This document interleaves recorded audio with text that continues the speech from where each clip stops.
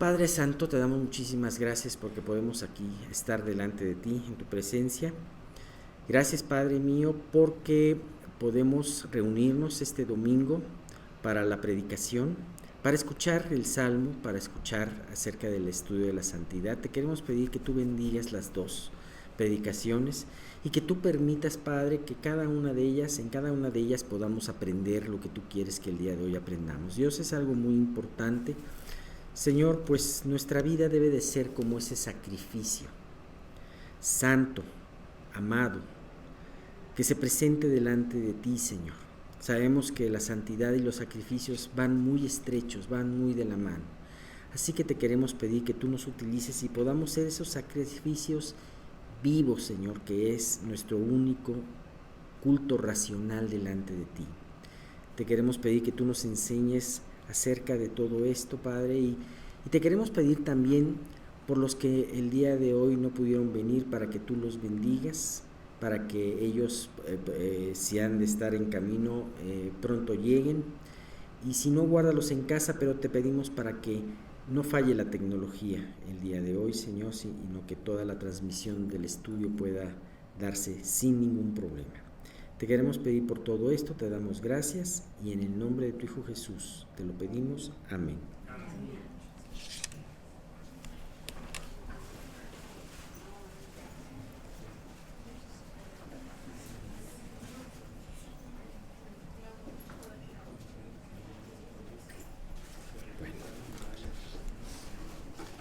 Ok, pues, ¿se acuerdan cuál fue el último versículo que vimos la vez pasada? Que estuvimos hablando, estamos en el Salmo 116. ¿Y qué versículo estábamos viendo? Era el 15, ¿no? Era el 15. Sí, y hablaba precisamente de lo importante que era ese versículo, que nos habla de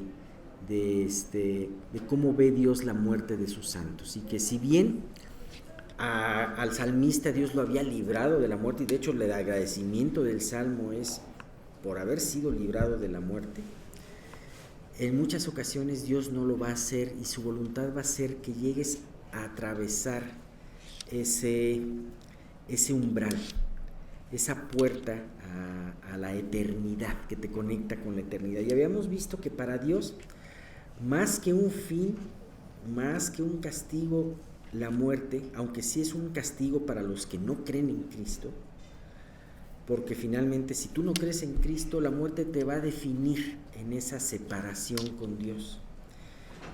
Pero no dice bienaventurado, o sea, agradable o estimada es a Dios la muerte de todos los hombres. No, dice la muerte de los santos. ¿Por qué?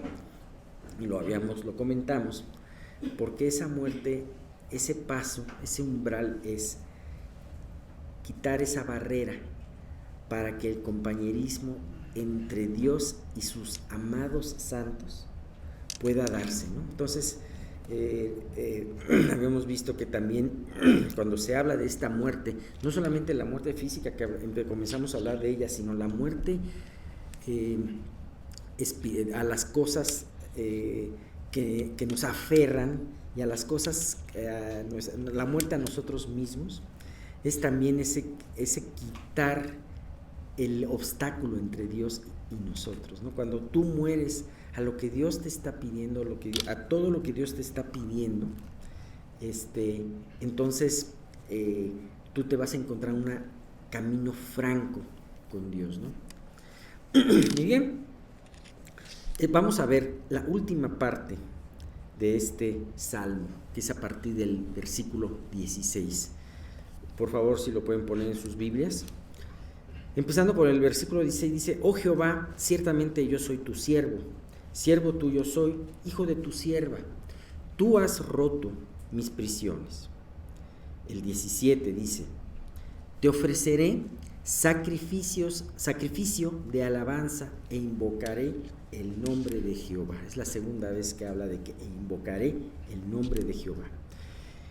18 y 19 nos dice: A Jehová pagaré ahora mis votos delante de todo su pueblo. Una vez insiste en pagar los votos. Y 19, en los atrios de la casa de Jehová, en medio de ti, oh Jerusalén, aleluya. Bien, comenzamos con el versículo 16 que dice: oh Jehová, ciertamente yo soy tu siervo tuyo soy, hijo de tu sierva, tú has roto mis prisiones. El salmista comienza con esta gran exclamación de admiración: oh Jehová. Hemos visto que durante el Salmo dice oh Jehová, o sea, no es una oración fría, sino es una oración con el alma que lo lleva a expresar un oh como de admiración, teniendo en cuenta y recordando todo aquello por lo cual Dios le libró al salmista, ¿no? Y en esta última parte del Salmo, el autor termina ofreciendo 3 sacrificios, los cuales son fruto de un agradecimiento profundo. Nosotros en esta fecha no estamos familiarizados con los sacrificios como de la manera que el pueblo de Israel estaba familiarizado. De hecho, a veces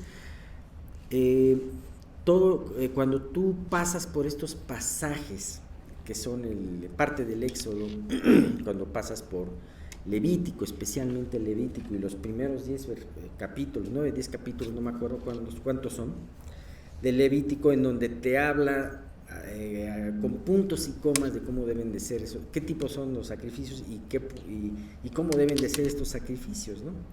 A veces es algo difícil de entender, pero para ellos, y en la época que se escribió este salmo, era algo mucho más claro.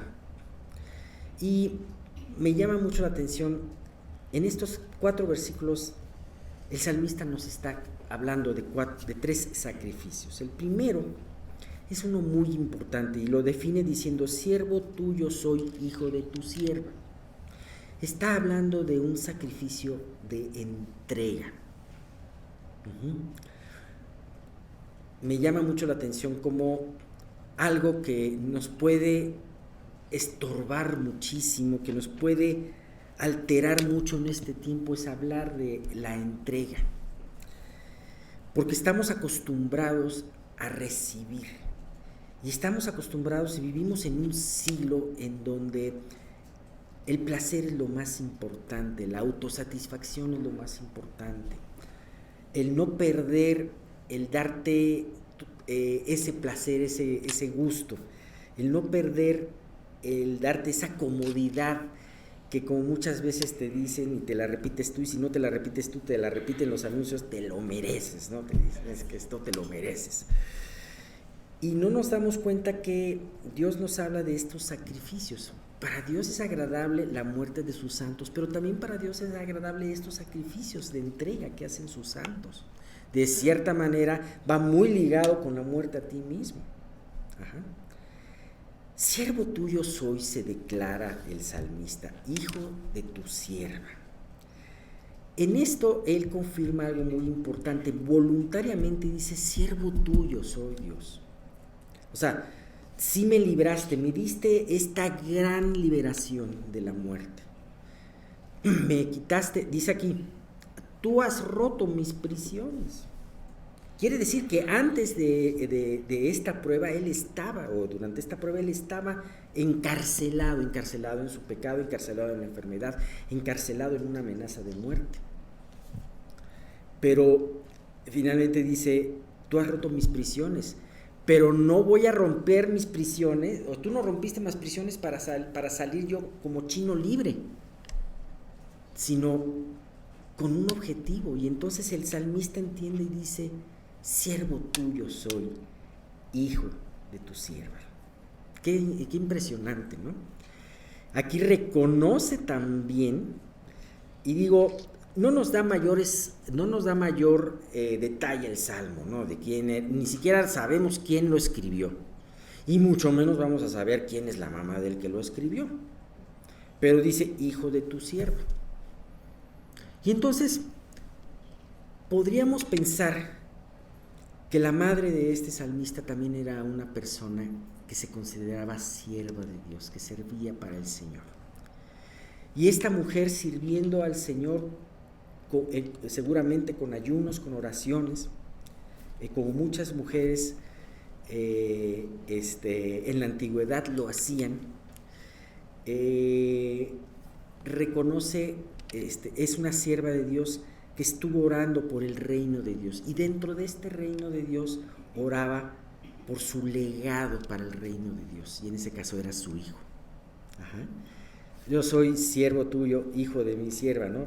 Yo me puedo imaginar que al hecho de haber comentado acerca de su madre, probablemente era una mamá que también oraba, y una de las cosas que oraba era por este hijo que escribiría algún día este salmo. No sabemos, quizás es especular mucho, pero no sabemos que si probablemente esta prueba por la que pasó este hijo, esta prueba de muerte, haya sido una respuesta a las oraciones de la mamá. No sabemos si esto fue la historia verdaderamente, pero sin embargo es una historia que se repite en muchos momentos. Definitivamente Dios ha llamado a las personas a convertirse en sus siervos, y lo ha hecho, y ese servicio debe de ser única y exclusivamente en amor, como lo veremos en un versículo adelante. Pero también en ese servicio está el anhelo, y los que han tenido hijos de aquí, de alguna manera lo entendemos muy bien, el anhelo de pasar esto a la siguiente generación. Creo que como papás, una de los seres que más anhelas que puedan experimentar lo mismo que tú experimentaste, que es la salvación, son tus hijos. Es lo que más anhelas en ese sentido, y de alguna manera cuando tus hijos se convierten es una meta muy importante, es como una victoria muy importante, ¿no? Entonces muchas mamás, muchos papás tienen que orar por sus hijos, y muchos papás y muchas mamás tienen que orar aún para que sus hijos pasen malos tiempos. El salmista pasó un mal tiempo y estuvo a borde de la muerte, y quizás la madre de este salmista, si vio esto, probablemente pudo haberle dolido en todo el corazón. Sin embargo, los que siembran con lágrimas, con regocijo segarán. Y esto se cumple también en esta situación, porque dice finalmente, probablemente, y especulando un poco, esta madre pudo ver el fruto de su hijo, de alabanza, al haber sido quebrantado con una prueba, llevado muy cerca de la muerte, pero rescatado por Dios, que no quería matarlo, pero quería que su vida o se convirtiera o adquiriera una mayor profundidad y servicio y compromiso para el Señor, como lo estaba haciendo. Y vemos que las pruebas adquieren esta situación en la vida de uno. Así que, ¿nos chocan las pruebas? Sí, no nos chocan. Pero, sin embargo, estos son los frutos que estamos viendo de esta prueba. Y bueno, dejando un poquito ya la situación de la sierva, hijo de tu sierva, dice este primer sacrificio de entrega: siervo tuyo soy. ¿Por qué? Porque has roto mis prisiones. Las prisiones las rompiste, pero no voy a ser libre para meterme en otra prisión peor, sino voy a ser libre para, por libre decisión, servirte. Últimamente, en este tiempo, he estado leyendo Deuteronomio, y Deuteronomio es uno de los libros más hermosos de la palabra. Realmente, más que una serie de leyes, yo lo veo verdaderamente como una carta de amor de Dios para su pueblo, como diciendo: vas a entrar a la tierra prometida próximamente, así que yo te doy esta carta, y habla con mucho amor. Y había una situación, en aquel entonces existía pues toda esta estructura de los esclavos, de los siervos, y muchos de ellos algunos esclavos eran esclavos porque eran capturados, ¿no?, de otros pueblos, y otros eran esclavos porque se vendían por deudas. Y en el caso de los esclavos hebreos, eran por deudas, se vendían a sus hermanos hebreos por las deudas que tenían. Y entonces Dios puso un inciso muy especial en ese. En cada 7 años se tenían que liberar los esclavos. Mal negocio, ¿verdad? Mal negocio para el que lo esclavizaba. Pero no todo eso se tenía que hacer en amor y confianza a Dios, como toda la ley de Dios. Y entonces fíjate lo que dice aquí Deuteronomio 15, del 15 al 17, y te acordarás de que fuiste siervo en la tierra de Egipto, y que Jehová tu Dios te rescató. Por tanto, yo te mando esto hoy. Si él te dijera, aquí le está hablando al amo, pero le está diciendo, si él te dijera, es decir, el esclavo, si él te dijere, no te dejaré, porque te ama a ti y a tu casa, y porque le va bien contigo, entonces tomarás una lesna, y horadarás su oreja contra la puerta, y será tu siervo para siempre. Así también harás a tu criada. O sea, Dios le decía al amo, tú vas a tratar con misericordia, y cuando lo liberes, cada 7 años, el año de remisión, lo vas a liberar. 6 años va a trabajar para ti, y en el 7º lo liberas, y no lo vas a dejar en la calle sin nada, sino le vas a dar una parte proporcional de lo que no le pagaste. O sea, vas a darle con liberalidad. Ajá, porque acuérdate que tú fuiste siervo, y dice, pero también el siervo podía tomar una decisión y decir, estoy feliz con mi amo, es un amo excelente, lo quiero mucho, amo, no quiero dejarte. Y entonces hacían este rito del horadar la oreja. Y todo esto es una imagen de lo que Jesús hace con el pueblo. Sí lo han agarrado. Jesús te libera por amor, te redime, Él ha roto tus prisiones. Él te ha dado una vida hermosa. Sin embargo, Él quiere que tú puedas decir con todo tu corazón, con todo tu ser, y decirle, Dios, tú eres el que me has dado todo. Porque, o sea, quiero ser tu siervo para siempre. En Juan 6, del 67 al 69, Jesús le dijo esto a los 12 discípulos, a todas las que estaban ahí. ¿Queréis acaso iros también vosotros? Porque mucha gente por su predicación se estaba yendo. Y entonces respondió Simón Pedro, ¿no? Le dijo, orádame la oreja, ¿no? En pocas palabras. Señor, ¿a quién iremos? Tú tienes palabras de vida eterna. Y nosotros hemos creído y conocemos que tú eres el Cristo, el Hijo del Dios viviente. Así que, por amor y con admiración, Pedro se entregó. Versículo 17, hablamos del segundo sacrificio. Hablamos ya de ese sacrificio de la entrega, serte su siervo. El segundo sacrificio, te ofreceré sacrificio de alabanza e invocaré el nombre de Jehová. Y una vez más, este sacrificio, como el primer sacrificio, este segundo sacrificio está basado en el agradecimiento. Viene de un corazón agradecido. Hebreos 13, capítulo 13, versículo 15, nos dice, así que ofrezcamos siempre a Dios por medio de Él, o sea, por medio de Jesucristo, sacrificio de alabanza, es decir, fruto de labios que confiesan su nombre. Sacrificio de alabanza, fruto de labios que confiesan su nombre. Y la alabanza no solamente es el cantar himnos, sino también que tu vida alabe con sus hechos y con sus palabras a Cristo. Delante de los hombres, dice, ¿cómo queremos que los demás nos vean a nosotros como iglesia? Fíjate que hay 2 ejemplos muy prácticos. La generación de Israel que fue sacada de Egipto y la generación de Israel que entró a la tierra prometida. Fueron 2 diferentes generaciones.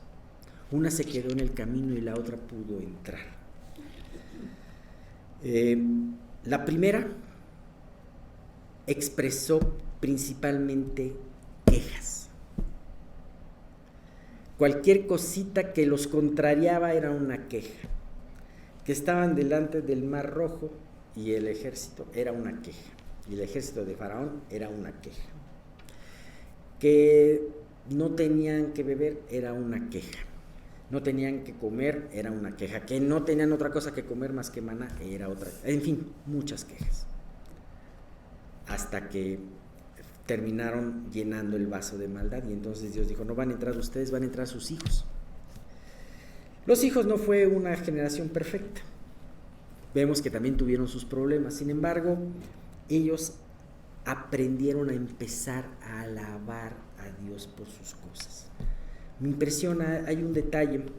Si ustedes ven en el libro de Números, que es el cuarto libro del Pentateuco, después de toda la rebeldía, después de toda la queja, viene un capítulo, en donde es el capítulo 20, en donde del 19 al 20 se brincan como 38 años, no registrados. Y en ese capítulo 20 pasan varias cosas, y una de las últimas quejas es la de que hizo pecar también a Moisés, golpeando la piedra en Mara, ¿no? Y bueno, sin embargo, después son puestos con respecto a ciertas pruebas, y esta nueva generación empieza a actuar confiando y alabando a Dios. Van caminando y se les enfrenta el rey de Arad, y entonces ellos hacen una oración a Dios y dice: Dios, si tú nos entregas a este rey, el rey de Arad, vamos a destruir todas las ciudades, no vamos a tomar botín. Ellos le pidieron a Dios e hicieron un voto, y entonces, wow, Dios los saca adelante.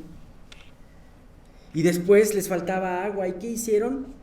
Abrieron pozos, porque Dios los vio abrir pozos, y entonces empezaron a alabar con cánticos a Dios por los pozos que Dios les había dado.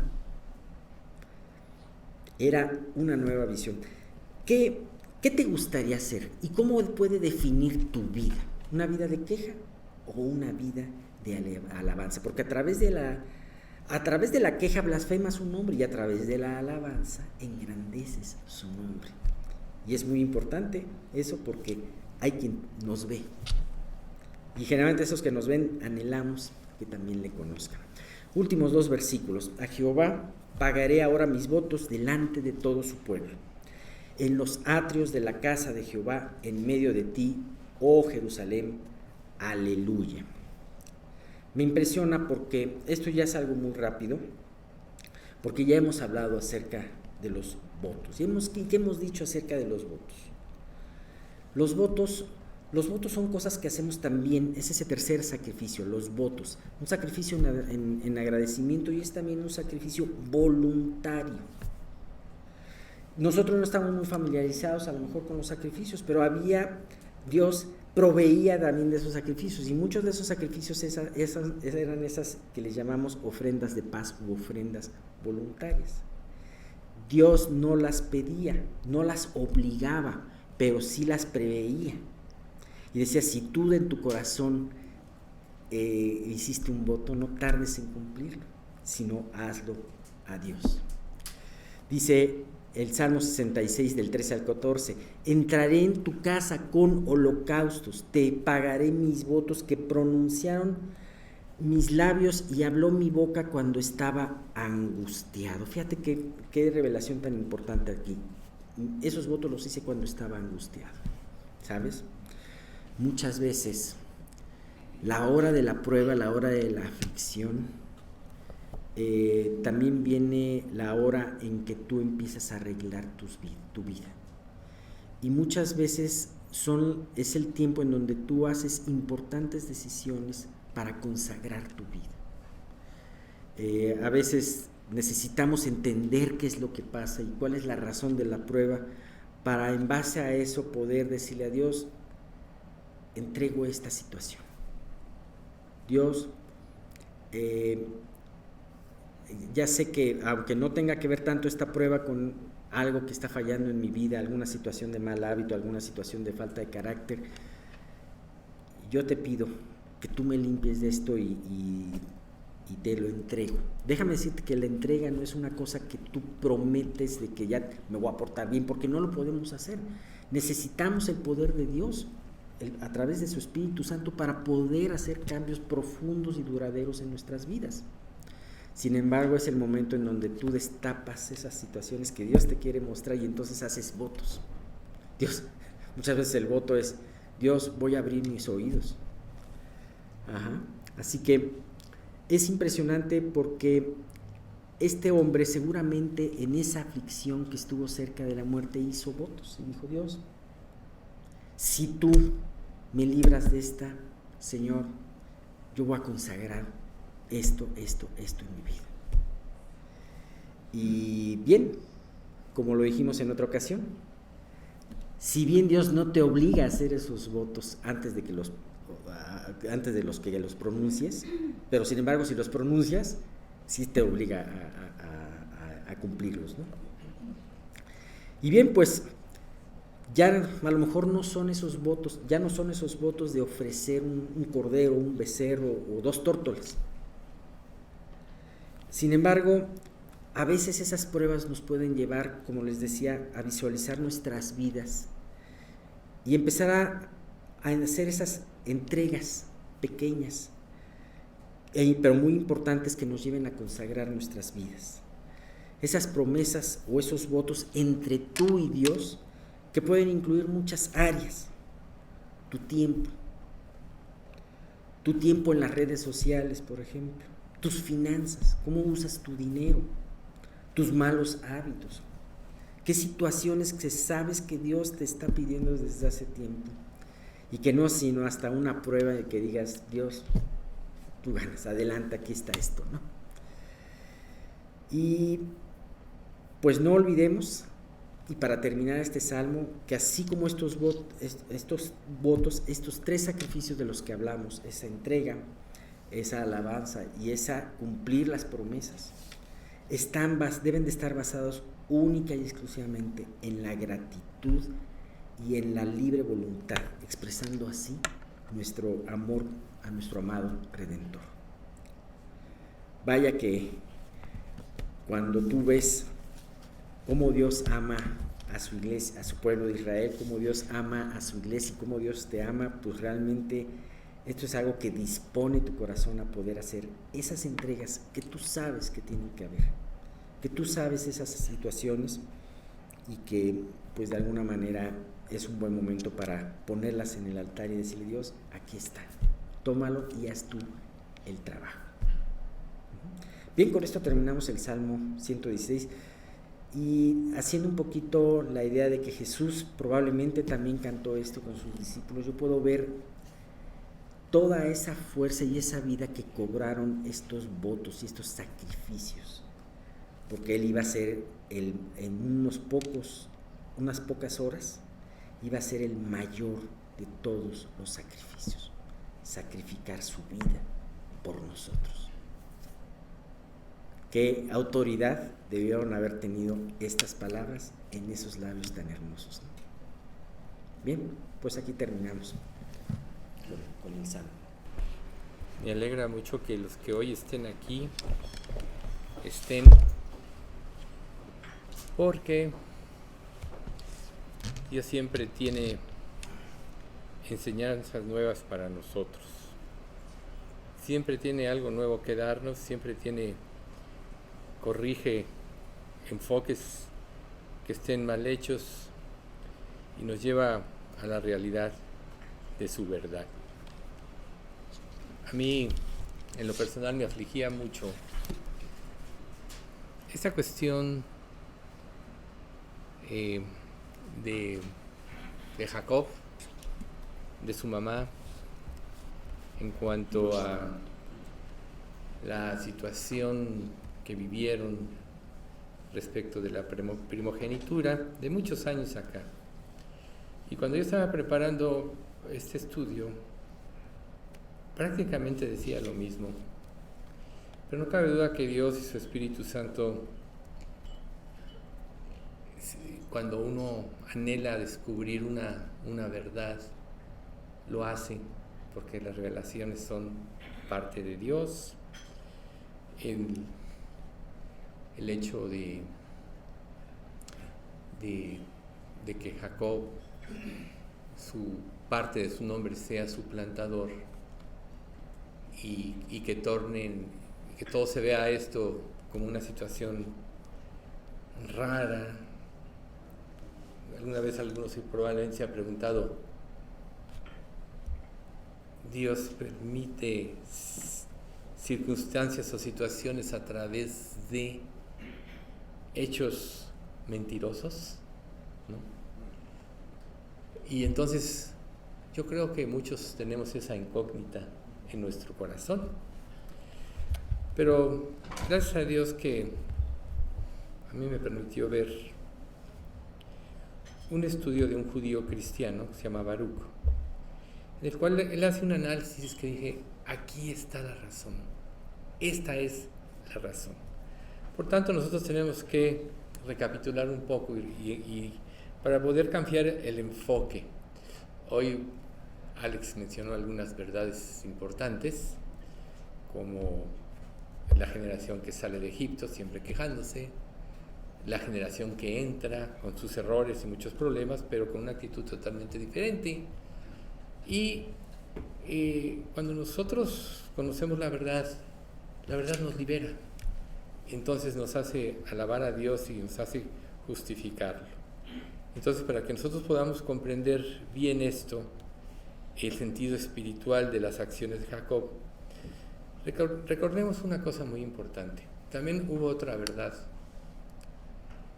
que este mundo seguía por el placer y la satisfacción.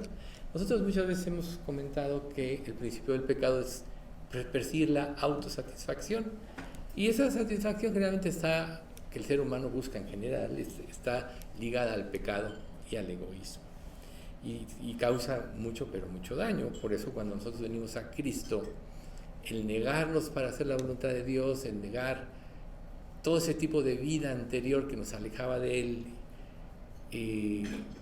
nos cuesta un poco de trabajo, a menos que nuestra mente cambie. Y lo que hacen las Escrituras es precisamente liberar nuestra mente del pecado, ¿no?, de malos conceptos. Y recuerden, y conoceréis la verdad, y la verdad os hará libres. Entonces, algo que tenemos que ver como introducción es que Esaú no estaba interesado en los asuntos de Dios. Recordemos que cuando Esaú se casa con 2 mujeres cananeas, amargan la vida de sus padres. ¿Qué influencia pueden tener? Vemos, por ejemplo, mencionábamos no hace mucho la cuestión de Salomón, y vemos que Salomón, al hombre que Dios le dio una mente como ninguna y lo bendijo de tantas maneras, en su pecado él desobedeció algunos aspectos de Dios, como casarse con mujeres paganas de todo tipo, y eso hizo que en su vejez su carácter se debilitara, y él les dio permiso, les concedió la adoración a sus dioses falsos, y eso fue un tropezadero para Israel, al grado que perdió su hijo el reino. Israel realmente no se recuperó. Entonces Esaú, de la misma manera, él no quería caminar en herencia. Ya la vez pasada habíamos comentado que seguramente ambos, que convivieron con su abuelo Abraham, con su padre Isaac, platicaron todos los aspectos de la vida. O sea, la vida de Abraham, recuerden, creyó Abraham a Dios y su fe le fue contada por justicia. Él creyó y tuvo fe. Eso mismo se lo platicó a Isaac, e Isaac vivió por la promesa. Pero nosotros vemos que a Esaú eso no le interesó. Él siguió por el principio del placer, de la autosatisfacción, desobedeció a Dios, y su vida fue un caos. Lo que menos le interesaba es esa herencia prometida a Dios por Abraham, que en su descendencia serían benditas todas las familias de la tierra. Por eso es que el libro de Hebreos nos hace una declaración de Esaú como una persona inmoral. Fíjense qué interesante. Hebreos 12, 16 y 17 dice: no sea que haya un fornicario o profano como Esaú, que por una sola comida vendió su primogenitura, porque ya sabéis que aún después, deseando heredar la bendición, fue desechado, y no hubo oportunidad para el arrepentimiento, aunque lo procuró con lágrimas. Ahí está la declaración de Dios en Hebreos. O sea, Esaú era un hombre corrupto, rebelde, profano, es que no le interesó la religión, no le interesó las cosas de Dios. Vivió por el principio de Jacob, del placer. En cambio, vemos nosotros que, aunque el nombre de Jacob lo mencionamos la vez pasada, es suplantador, no nos quedemos ahí. El sentido hebreo del nombre es perseguir un objetivo, procurar algo. Fíjense qué interesante. Eso no lo sabíamos, pero ese es el sentido hebreo del nombre de Jacob. ¿Y qué fue lo que Jacob hizo? Especialmente buscar la voluntad de Dios. ¿Ven ustedes? Ahí está la diferencia. 2 hijos con los mismos abuelos, los mismos padres. Uno cree y otro se guía por el principio del placer. Y bueno, nosotros vemos que a Jacob sí le interesaba la primogenitura, pero Esaú le daba poca importancia. Por eso fue que cuando él venía del campo, con la mayor facilidad vendió su primogenitura. Recordemos algo muy importante. Ambos, hijos del mismo padre, tenían una situación económica boyante. Abraham era rico, Isaac también era rico, y Esaú venía del campo cansado. ¿Cuánto más le hubiera costado seguir caminando quizá 1 hora más y tener lo que él hubiera querido? Tenían todo. Sin embargo, él regresa cansado del campo y ve que Jacob está guisando ese potaje rojo. Dice, oye, dame de ese. Y él dice, pues ok, te doy si me vendes tu primogenitura en este día. Y él dice, a mí qué me importa eso. Dame del potaje y te la vendo, te la cambio por el potaje. ¿Qué simbolizó este acto? Menosprecio a Dios. Porque todas las bendiciones en Israel eran para el primogénito, al grado que el primogénito tenía el derecho del doble de los demás en la herencia que se dejaba. ¿Ven? Pero él dijo, a mí no me importa. Yo ahorita, guiado por el principio del placer, voy a satisfacer mi necesidad. Ahorita tengo hambre, ahorita lo hago, y ¿qué me importa mi primogenitura? Te la vendo. Entonces, nosotros vemos que él la menospreció. Por tanto, pasa el tiempo, vemos que cuando Isaac le dice a Esaú, oye, tráeme esa comida que me encanta para que coma y te bendiga, si Esaú hubiera sido honesto, le hubiera dicho a su padre Jacob, padre, ya no me corresponde mi primogenitura, yo la vendí. Pero él se quedó callado, no dijo nada. Y entonces sigue el asunto. Pero su madre Rebeca, recordemos que cuando ella se embaraza, ella se casa con Isaac, ella no tenía descendencia, pasaron más o menos 10 años y no tenía hijo, hasta que Isaac ora fervientemente a Dios y Dios le concede el embarazo.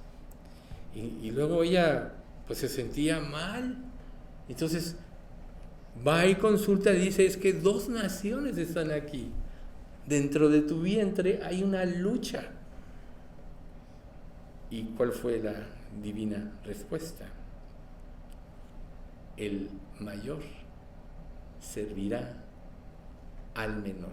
Y aquí solo, en esta historia, solo se empieza a comprobar todo, o sea, una secuela de eventos que en un sentido nos podemos pensar, ¿esto fue guiado por Dios o no fue guiado por Dios? ¿Verdad? Nosotros vamos a ver que sí fue guiado por Dios. Es como el caso de Rahab la ramera. Ella teme a Dios, recibe a los espías en paz, y eso le permite a ella conservar su vida y la de su familia. Y no nada más eso, Rahab fue incluida, así como Ruth, la moabita, en la línea mesiánica.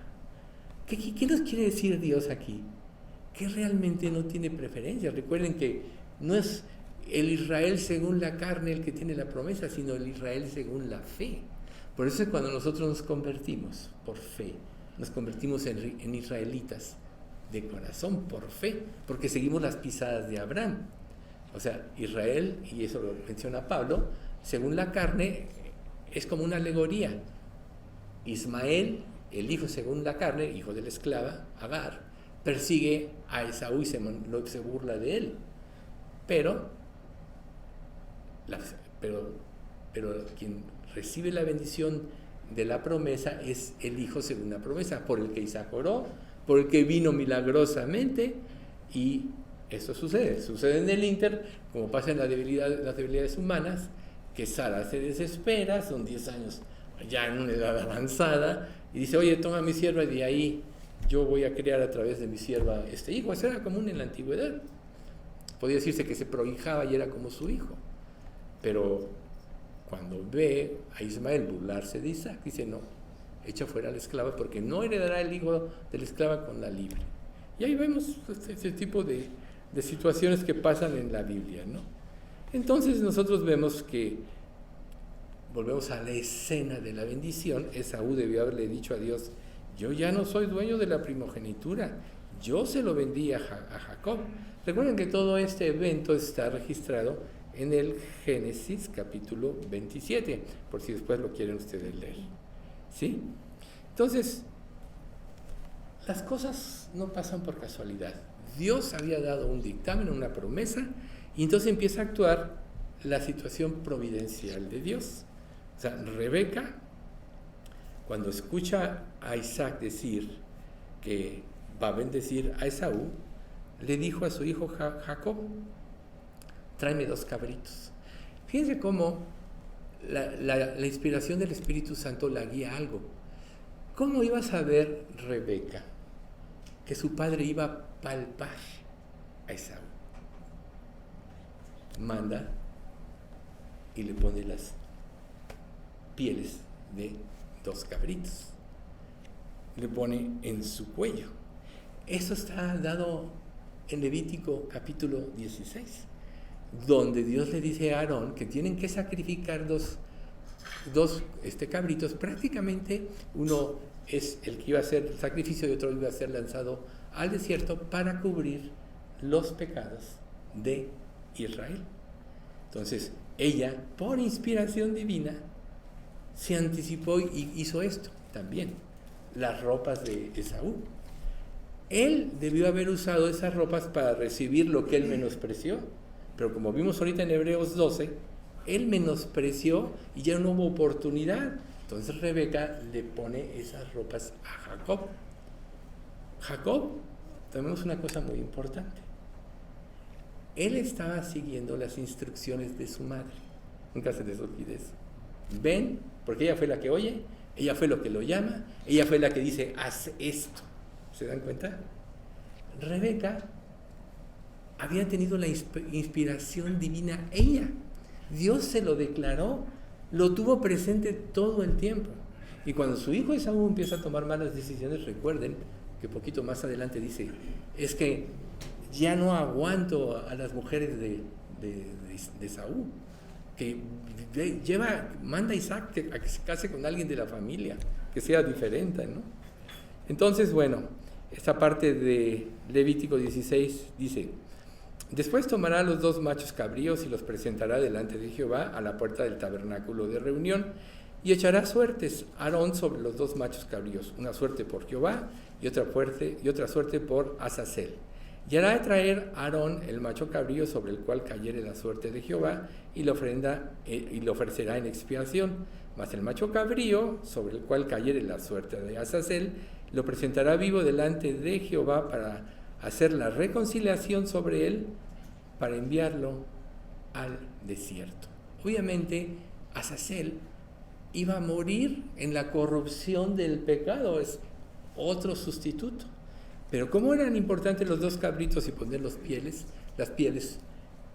que cubrían el pecado, entonces aquí vemos que esto empieza a ser algo profético. Por eso es que su madre le dice, haz esto, guiada por Dios, para asegurar la bendición y cumplir el legado, y no nada más el legado, sino la profecía que Dios mismo había dicho. Entonces recuerden, el pacto de Abraham, de Isaac, fueron proféticamente revelados por Dios, y el hecho de la muerte, de que el mayor serviría al menor, Dios se lo hizo saber a Rebeca. Ella tuvo la revelación.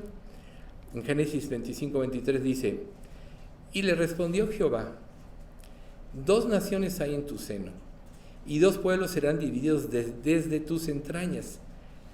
Un pueblo será más fuerte que el otro pueblo, y el mayor servirá al menor. O sea, esto ya estaba escrito de acuerdo a la voluntad soberana de Dios.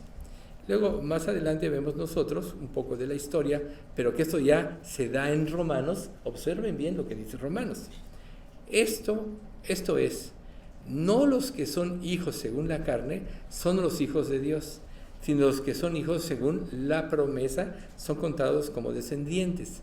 ¿Cómo iba a ser bendecido Jacob? De acuerdo a la promesa. Porque la palabra de la promesa es esta: por ese tiempo vendré y Sara tendrá un hijo.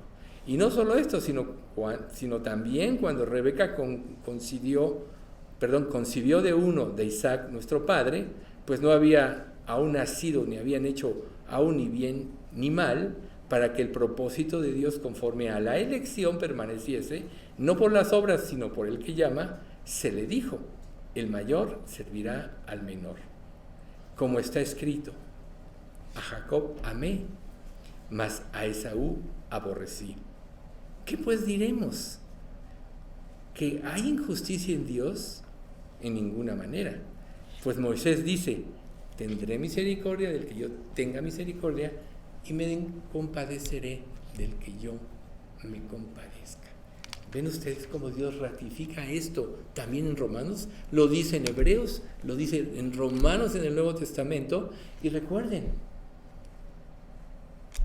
en la sabiduría infinita de Dios, la única línea que a nosotros nos puede salvar no es nuestras obras, no es que nos portamos bien, no es que queramos hacer el bien, porque ya vemos en Romanos 7, porque lo que hago no entiendo, pues no hago el bien que quiero, sino lo que aborrezco, eso hago. Y si hago lo que no quiero, apruebo que la ley es buena y que el mal está en mí. O sea, la ley condena.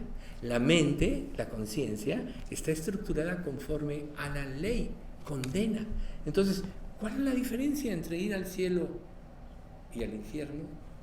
La misericordia de Dios, la elección de Dios. Por este último versículo 15 de Romanos 9, dice: tendré misericordia del que yo tenga misericordia, y me compadeceré del que yo me compadezca. ¿Está Dios mal? Él decide quién tiene misericordia. Quizá tú y yo hoy estemos aquí porque Dios tuvo misericordia de nosotros. Y si tú estás aquí y todavía no eres salvo, piensa bien, porque la misericordia es por un tiempo. Buscad a Jehová mientras puede ser hallado. Llamadle en tanto que está cercano. Deje el impío su camino y el hombre inicuo sus pensamientos, y vuelva hacia Jehová, el cual tendrá de él misericordia. Y al Dios nuestro, el cual será amplio en perdonar. ¿Ven ustedes? Dios decidió otorgarle la misericordia a alguien. No por las obras, sino por su misericordia. Pero Jacob buscó a Dios. Era sensible a la voz de Dios. Tomó en serio la herencia que Dios le había dado a Abraham, Isaac y Jacob, y sabía perfectamente bien que a través de esta elección vendría el Mesías Salvador. Por eso es que aquí Dios guía a Rebeca a tomar acciones que se le diesen la bendición. Ya vimos que Esaú fue deshonesto. No le dijo a su padre: oye padre, yo ya vendí mi primogenitura, no me pertenece. Se lo cayó. Claro, o sea, saber una verdad y callar, ¿acaso no es mentira? Claro que sí, la Biblia dice que eso es. Y entonces vamos a Génesis 27, 15 y 16, que dice: y tomó Rebeca los vestidos de Esaú, su hijo mayor, los preciosos que ella tenía en casa, y vistió a Jacob, su hijo menor, y cubrió sus manos y la parte del cuello donde no tenía vello con las pieles de los cabritos. O sea, prácticamente le estaba dando lo que Dios había predeterminado anteriormente. Esa es la razón por la que Rebeca tomó esas vestiduras, porque tenían mucho que ver con la herencia. Es las que Esaú debió haber vestido si no hubiera vendido su primogenitura, si no la hubiera menospreciado. Entonces, aquí lo que Rebeca solo estaba haciendo era orquestando el cumplimiento del plan de Dios de acuerdo a la sabiduría profética que Dios le había revelado a Rebeca el día que estaba embarazada y que dijo: ¿qué pasa conmigo? 2 naciones están aquí.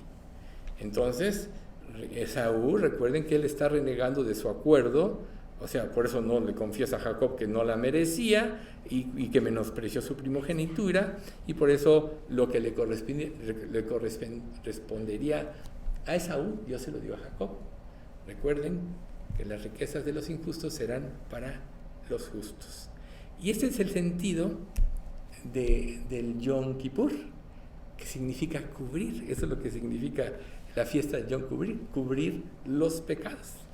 Entonces nosotros podemos entender este proceso de purificación, repito, está en Levítico 16, después lo puede leer, porque si no, no acabaríamos, pero lo importante es que Rebeca se anticipó, siguió la voluntad de Dios de acuerdo a la profecía revelada y puso las pieles y la ropa en su hijo Jacob.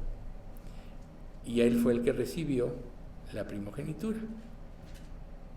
Vamos a leer un poquito de esto, tan solo para estar bien claros. En esta parte de Génesis 27, 18 al 26, dice así: entonces este fue a su padre y dijo: Padre mío. E Isaac respondió: heme aquí. Estamos hablando de Esaú. ¿Quién eres, hijo mío? De Jacob. Y Jacob dijo a su padre: yo soy Esaú, tu primogénito. He hecho como me dijiste, levántate ahora y siéntate y come de mi casa para que me bendigas. Entonces Isaac dijo a su hijo: ¿cómo es que hallaste tan pronto, hijo mío? Y él respondió: porque Jehová tu Dios me hizo que encontrase la casa delante de ti. E Isaac dijo a Jacob: acércate, ahora te palparé, hijo mío, por si eres mi hijo Esaú o no. Jacob no veía, ya vivía, o sea, ya podía tener confusión, pero aquí lo importante de poner esto es que vemos cómo intuyó Rebeca que Jacob iba a palpar a Esaú, si Dios no le hubiera dado la inspiración y la guía. Y entonces se acercó Jacob a su padre Isaac, quien lo palpó y dijo: la voz es la voz de Jacob, pero las manos de Esaú. Y no le conoció, porque sus manos eran vellosas como las manos de Esaú, y le bendijo. Y dijo: ¿eres tú mi hijo Esaú? Y Jacob respondió: yo soy. Dijo también: acércate y comeré de la casa de mi hijo, para que yo te bendiga. Y Jacob se acercó y Isaac comió, trajo también vino y bebió. Y le dijo Isaac su padre: acércate ahora y bésame, hijo mío. Y después dijo: hueles como mi hijo Esaú. Obviamente la realidad de la suplantación, de ahí viene la primera parte del nombre de Jacob, se iba a conocer un poco más adelante. ¿Por qué Jacob no dijo nada? Él ya tenía el derecho de la primogenitura porque se la había vendido. Él siguió las instrucciones de su madre, que actuó, reitero, proféticamente, y a él no le correspondía en ese momento hablar. Es así como el juicio. O sea, dame lo que me corresponde. Y Jesús le dice, alguien que decía: oye, dile hermano que parta conmigo la herencia. Y mismo Jesús le dice: ¿acaso yo soy juez de todos? O sea, el juez es Dios. Él es el que un día va a juzgar todas las cosas. Por eso Jacob cayó. Él actuó correctamente siguiendo la instrucción profética de su madre. Ella sabía perfectamente lo que era la voluntad de Dios, por lo que lo ocurrido no fue por casualidad, sino providencia de Dios. Y aquí vamos a ver algo muy importante. Cuando Jacob le dice a su hijo: ¿cómo es que la hallaste tan pronto? Y él respondió: porque Jehová tu Dios hizo que la encontrase delante de ti. Fue el resultado de la guía de su madre. Tenemos nosotros que enfatizar mucho esto para entender muy bien, porque es algo muy importante pasa aquí. Si nosotros no entendemos correctamente el sentido de esta profecía, hacia adelante, ¿qué va a suceder en toda la revelación de la Biblia? ¿qué va a suceder con Jacob? Por medio de la descendencia de Jacob vinieron los 12 hijos y por medio de la tribu de Judá vino el Mesías. ¿Verdad que no tiene lógica? O sea, entender lo anterior nos despista de la realidad. Entenderlo de esta manera, como Dios lo revela, nos ubica en la voluntad perfecta y en la soberanía de Dios. Es algo muy importante. Y en que Rebeca no actuó impulsivamente, sino por revelación divina, y se anticipó a todo lo que hizo, no pudo haberlo adivinado si Dios o el Espíritu Santo no se lo hubiera revelado. Entonces tú dirás, bueno, entonces Dios permite la mentira. Entonces Dios hace esto. Dios, recuerden que es soberano.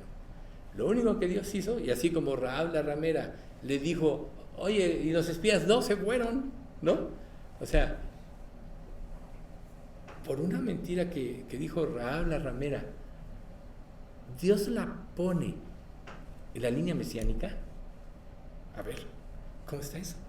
O sea, sí, fue una mentira, pero no fue una mentira. ¿Por qué? Porque Jacob ya era dueño de la primogenitura, ¿se dan cuenta? No fue mentira, Jacob era dueño de la primogenitura porque Isaac se la vendió. Y aquí ya solo seguimos instrucciones donde Dios le da la bendición a Jacob y se la quita a Esaú, ¿sí? Entonces, Esaú después llega a recibir la bendición y Jacob le pregunta a Esaú, ¿quién eres? ¿A Esaú quién eres tú? Esaú dijo, soy tu hijo, tu primogénito. Otra mentira, ya no era el primogénito, ya había vendido la primogenitura, ¿se dan cuenta? Pero quería recuperarla. Es como decir, no, yo te ofrezco esto, algo de, te ofrezco de los votos, yo te ofrezco esto, no, pero siempre no. No, él menospreció y como vimos en Hebreos, ya no hubo oportunidad. Entonces, concluyamos, aquí no hubo engaño. Jacob siguió las instrucciones de Dios y venció. Y se cumplió la primogenitura. Esaú dijo en Génesis 27:36, con razón su nombre es Jacob, exclamó Esaú, su plantador, ¿se acuerdan la primera parte? Porque ya me has engañado 2 veces. Primero tomó mis derechos de hijo mayor, la primogenitura, y me robó la bendición, la cual él creía que era para él, pero Dios se la había quitado desde la profecía. Entonces, ya a partir de ahí, Esaú se consuela con matar. Y entonces volvemos nosotros a la escena donde nos quedamos la vez pasada. Pero es importante establecer esto con mucha claridad para que nosotros tengamos una visión correcta de cómo son las cosas. Jacob sí tiene que salir huyendo, porque su hijo Esaú, su hermano Esaú, dijo, llega el día en que mi padre muere, yo lo voy a matar. Entonces Rebeca le dice, oye, hastiado estoy de estas mujeres de Esaú, manda a Jacob. Entonces Jacob se va por, como decíamos la vez pasada, por una tierra inhóspita, un lugar que había fieras, que había ladrones, etcétera, y llega la noche y vemos la escalera. Ya la vez pasada vimos que no se vuelve a nombrar la escalera que baja del cielo hasta que Jesús prácticamente, en Natanael, en la escena de Juan, le dice, yo soy la escalera, veréis a los ángeles subiendo y bajando del cielo. Entonces, este principio de este conflicto habría de permanecer y permanece hasta el día de hoy, ¿sí? Pero aquí es donde viene algo muy interesante. Jacob tenía que enfrentarse a Dios. Dios tiene un plan. Así como tú puedes decir, Dios promete esto, ¿no? Que Dios me va a dar todo lo necesario. Pero Dios te dice, busca primero el reino de Dios y su justicia, y todo lo demás te vendrá por añadidura. Ahí está la promesa. Pero ahí está la condición. Busca primero el reino de Dios. Dios iba a usar a Jacob para que por medio de él se confirmase a través de sus hijos, sus 12 hijos, las 12 tribus de Israel, el advenimiento del Mesías. Pero primero tenía que enfrentarse a Dios. Y cuando él se encuentra con esta escalera, exclama: ¡cuán terrible es este lugar! Porque prácticamente estaba entrando en la casa de Dios. ¿Y qué pasa en una iglesia como la que nosotros estamos viviendo? Sabemos que Dios no habita en templos hechos por manos humanas, pero también sabemos que donde se reúnen dos o más en su nombre, ahí está Dios en medio de ellos. O sea, Dios está presente. ¿Cuál es tu actitud al venir aquí a cada estudio? ¿Es una actitud de reverencia? O sea, cuando Jacob, que todavía seguramente era un incrédulo, aunque tenía muchas cosas, entra en este contacto con Dios, dice: cuán terrible es este lugar. Porque en una predicación Dios nos enfrenta y nos confronta al pecado. Siempre lo va a hacer. Por eso es que no a todo el mundo le agrada. Pero la actitud que nosotros tenemos que tener al venir a la iglesia de Dios es una actitud de reverencia, de asombro. Realmente Dios está aquí presente. ¿Qué pasa si en tu mente tú le menosprecias, le tomas a la ligera, no le haces caso? Entonces identifícate con Esaú. Menospreció a Dios. Muchas personas pueden estar aquí menospreciando a Dios, no teniendo la reverencia. Recuerden que para nosotros los números no importa. Que sean 2 o 3, pero que vengan con el corazón correcto, eso es lo importante. Y los que no tienen con un corazón correcto, que Dios trabaje en sus vidas y les haga tener la reverencia correcta y el compromiso. El compromiso no es con Alex, no es conmigo, ni con nadie, es con Dios. Aquí venimos a buscar a Dios. ¿Qué tan importante es Dios para ti? Ese es el punto importante. Entonces, una persona que se asombra ante la presencia de Dios revelada a través de su palabra, siempre tiene una actitud de reverencia. Siempre tiene ese temor reverente que hace que la palabra ponga al descubierto su pecado y lo hace temblar. Porque si Dios nos revela un pecado y nuestro corazón está endurecido, estamos tomando en poco a Dios. Pero si tenemos un corazón sensible a la voz y a la voluntad de Dios, entonces nos vamos a arrepentir de nuestros hechos pecaminosos cuando Dios nos lo revele. Por tanto, la iglesia no va a ser un conjunto de situaciones de cuánto conoces, de académicos, etc. Hoy muchos así predican. Los que mejor predican, otros ya ni predican la palabra. ¿Y qué cuenta van a dar a Dios? Estamos viviendo los últimos tiempos, donde la mentira ha prevalecido, la iglesia ha sido confundida porque ha perdido sus valores, porque los pastores o falsos pastores no le han dado la reverencia debida a Dios. Entonces Dios tiene que lidiar con nosotros para que podamos tener la actitud correcta y nos bendiga. Y ahí volvemos a lo que se mencionó hoy en lo del Salmo, la generación que se queja. O sea, esa generación no entró en la tierra prometida. La que dice, yo decreto, ¿no? O que viene a reclamar, ¿no? A reclamarle a Dios por qué no lo bendice si Él lo promete, sin entender siquiera quién es Dios, sin tener la reverencia de vida y que muchos ni siquiera son salvos. Entonces, muchos dudan el momento de la verdadera conversión de Jacob. Algunos eruditos dicen que fue aquí, otros dicen que fue cuando se enfrenta al ángel de Dios, cuando lucha contra él. Y miren, vamos a leer un poquito de esta lucha de Jacob. Y se levantó aquella noche, cuando él ya regresa después de todo lo de Labán, etc., y se va a enfrentar a Esaú.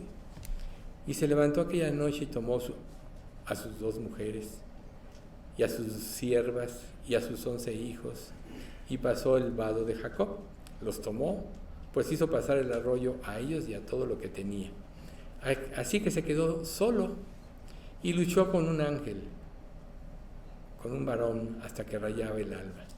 Y cuando el varón vio que no podía con él, tocó en el sitio del encaje de su muslo, y se descoyuntó el muslo de Jacob, mientras con él luchaba, y dijo: déjame, porque ya raya el alba. Y Jacob le respondió: no te dejaré si no me bendices.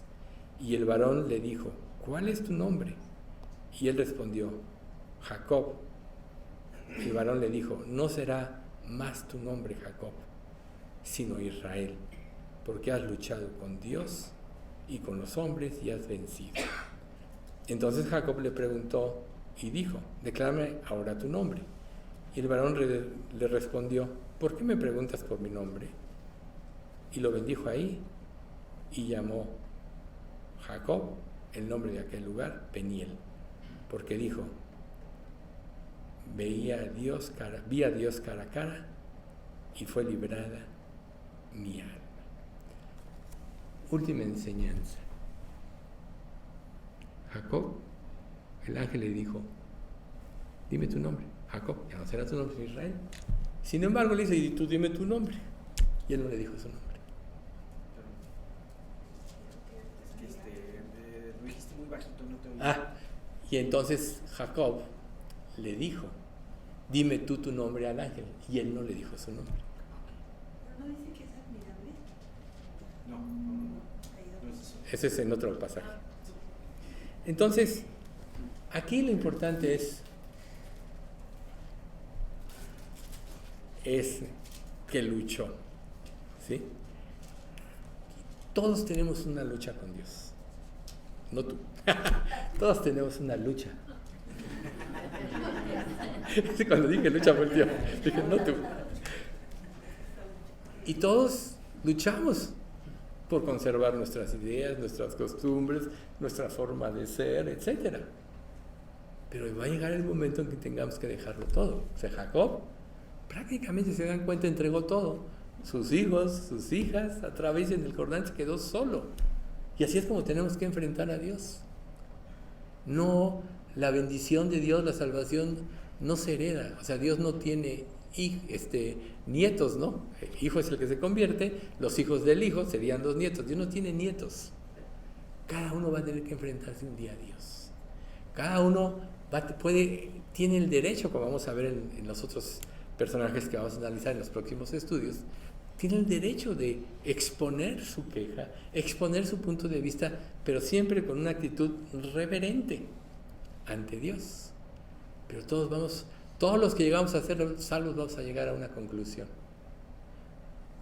Todo, Dios tiene razón, todo lo tengo que entregar. Por eso es que el ángel no tenía por qué darle. La escena es cuando Moisés está en el monte. El ángel tenía que,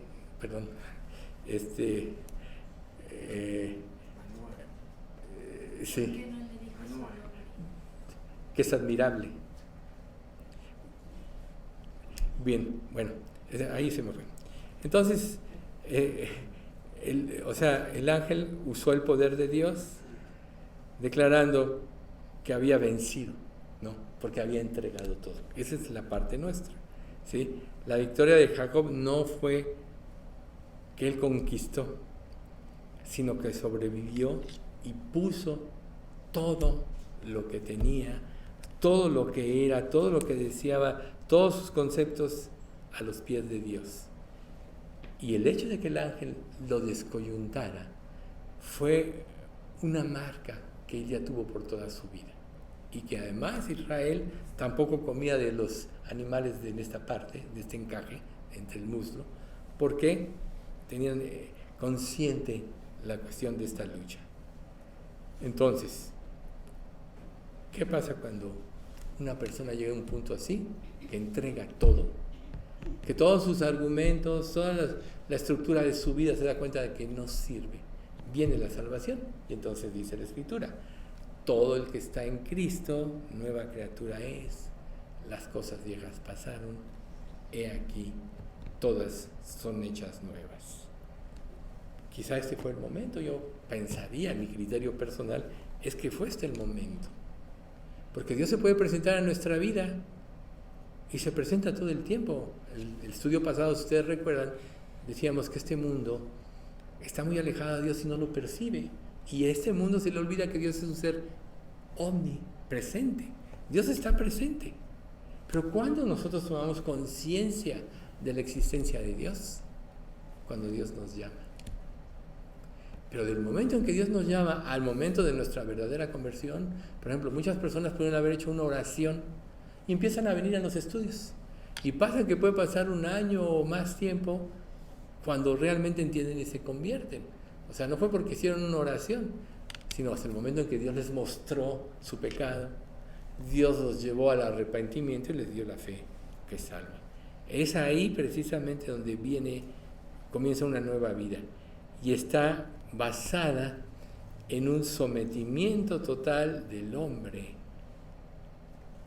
a Dios y acepta su nueva identidad.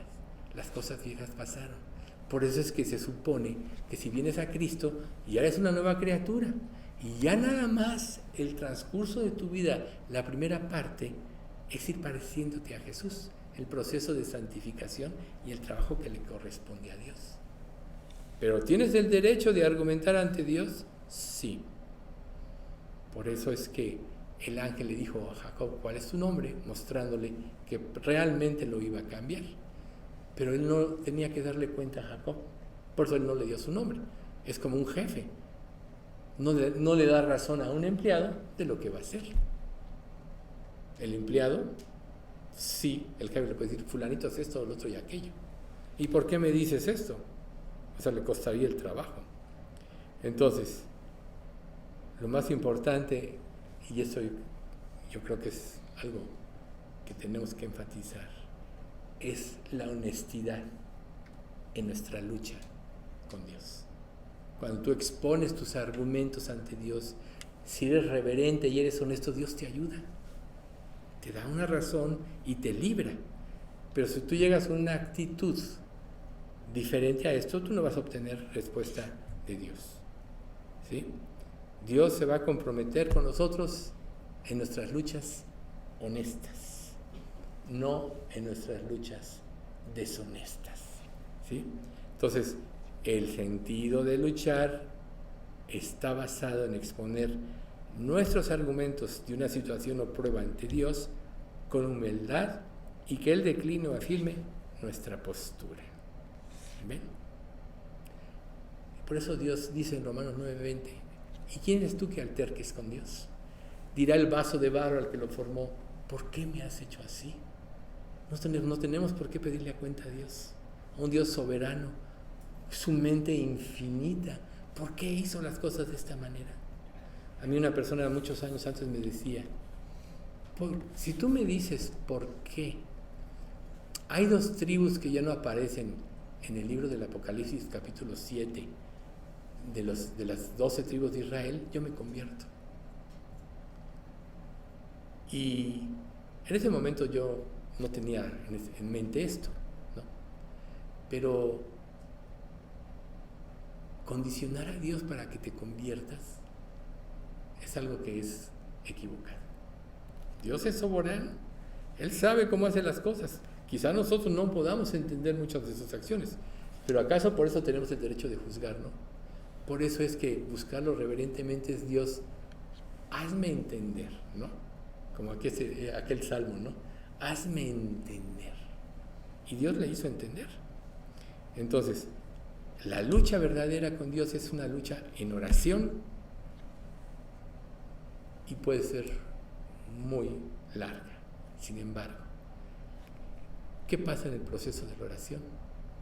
Dios va depurando nuestras mentes de vanidades ilusorias, de situaciones egoístas, hasta que llegas a la esencia. Por eso Dios nos dice orar sin cesar. Porque nosotros muchas veces nuestras oraciones están llenas de egoísmo y de inclinaciones a deseos que no nada tienen que ver con la vida espiritual. Vamos a dar gracias. Padre bendito, te queremos agradecer mucho por este estudio. Gracias, Padre, por tu luz y por hacernos ver el sentido profético real de toda esta escena de Jacob con su hermano Esaú. Ahora entendemos que tú eres soberano, que tienes un propósito en todo, que tú no te equivocas y que das misericordia a quien se la quieres dar se la quitas o no se la das a quien no quieres. Pero Señor, esta escena de Esaú y Jacob tan solo muestra las inclinaciones, una incorrecta y otra correcta. Y nos da a entender, Padre, la manera en que nosotros tenemos que buscarte en verdad y de todo corazón, buscando tu luz y tu voluntad. Haz que seamos de este tipo, Señor, de las personas que nos presentamos a ti, reverentes para conocer tu voluntad, y no permitas, Padre, que el pecado, el egoísmo, la arrogancia, el conocimiento nos vaya a desviar de someternos plenamente a ti en todas las cosas. Señor, te rogamos que tú hagas esto en toda nuestra iglesia, y Señor, todo esto te lo pedimos en nombre de Cristo Jesús. Amén.